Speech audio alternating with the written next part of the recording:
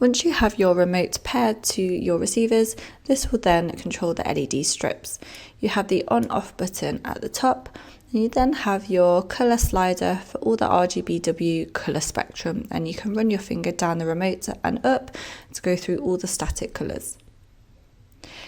If you then double press on the on-off button, you can flick through from white to RGB to RGBW and use the slider to correspond to what you've been set to. You can go up and down through the whites and through the RGBW. If you hold down the on-off button for 1 to 6 seconds, you can control the brightness for dimming. So it will dim all the way down, and then if you press it down again for 6 seconds, it will bring the brightness back up. This is a really simple controller to control your RGBW strips.